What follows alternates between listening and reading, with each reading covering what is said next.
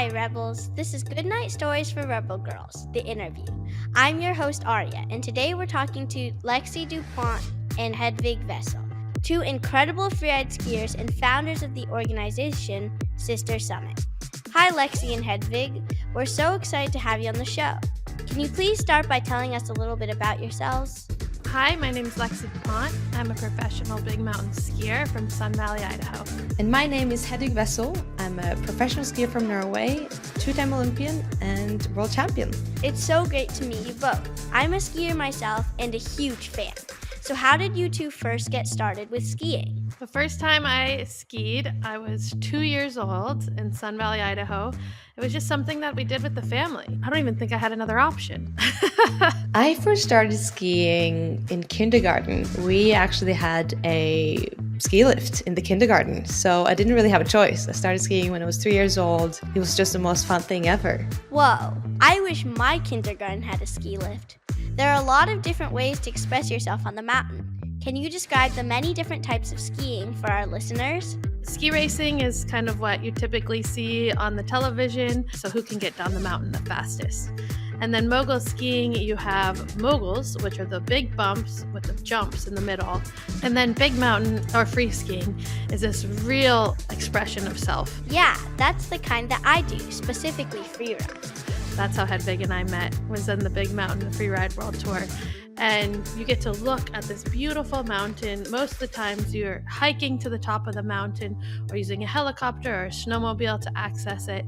And then you get to express yourself down this mountain. There's a panel of judges that are judging you on your flow, your technique, your speed, your agility, kind of like the tricks that you're doing, the different features that you're hitting, whether they're cliffs or jumps. Freeride is the best. When I'm flying down the mountain, it always makes me feel like I'm on top of the world. What do each of you love most about skiing? Honestly, skiing is my favorite thing on the planet. I get so much joy from skiing. It's like playtime.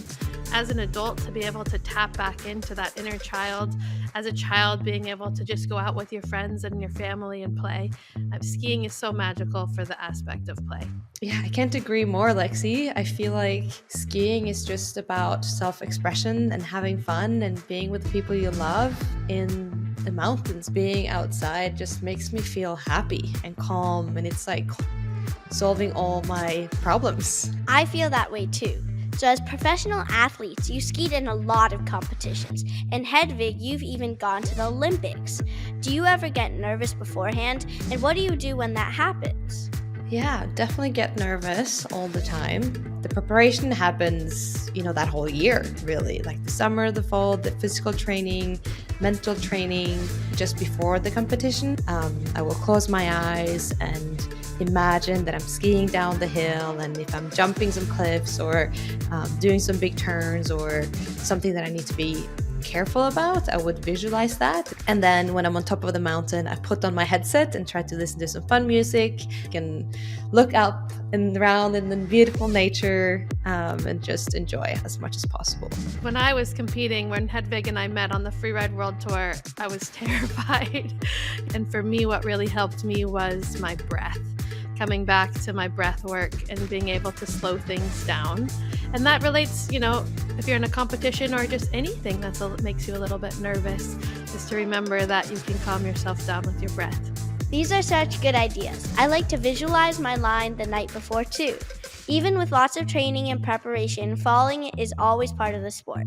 Have either of you had any big falls? Yes, so I was skiing down this couloir. It's basically a small long hill where there's rocks on both sides, and then I started skiing and it felt really good. The snow was really compact and fast, and I was like, oh, I can ski really fast here.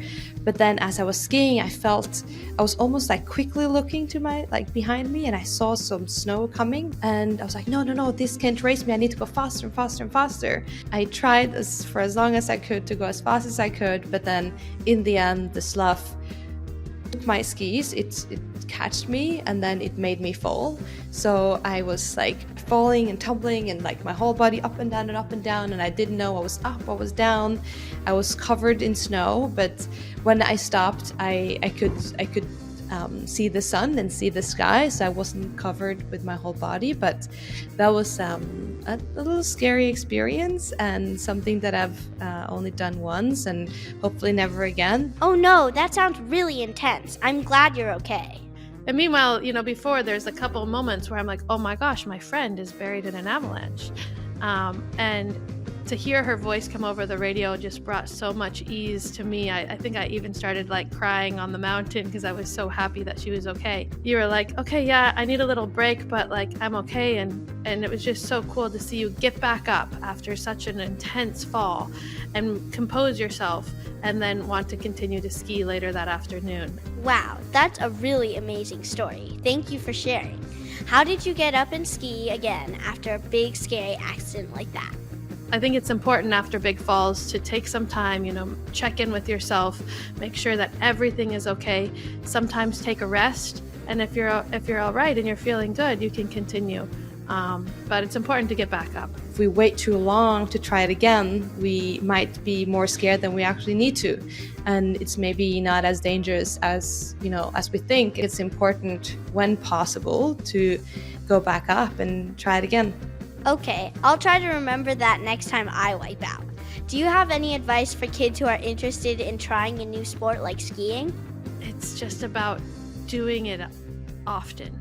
And if you love it, keep doing it.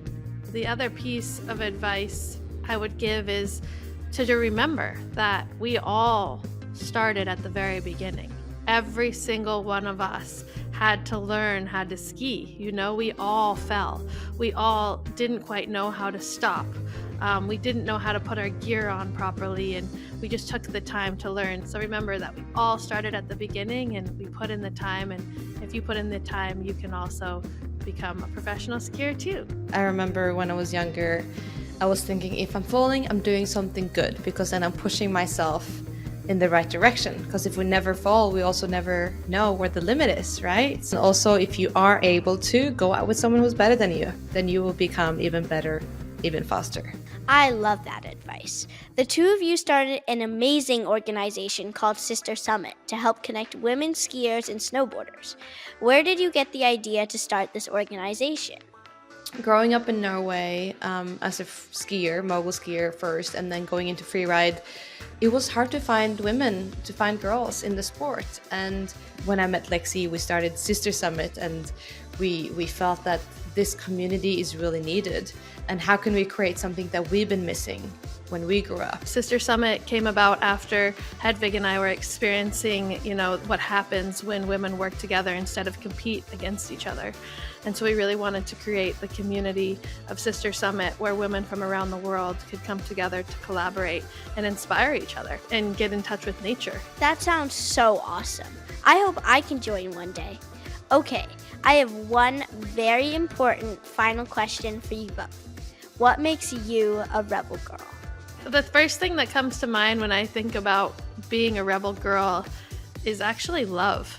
Pursuing what really lights you up and turns on your fire and makes you sparkle in ways that you never knew is the ultimate act of rebel girl. For me, it's about following your heart and dare to dream big. Ask for support, ask for what you want, and dare to take those steps towards your dreams. And I think that's being a rebel girl. Beautiful. You're both so inspiring. Thank you so much for talking with us today. Thank you. I'm so glad we were able to do it. Thank you. And thank you for listening, Rebels. Catch you next time and stay rebel.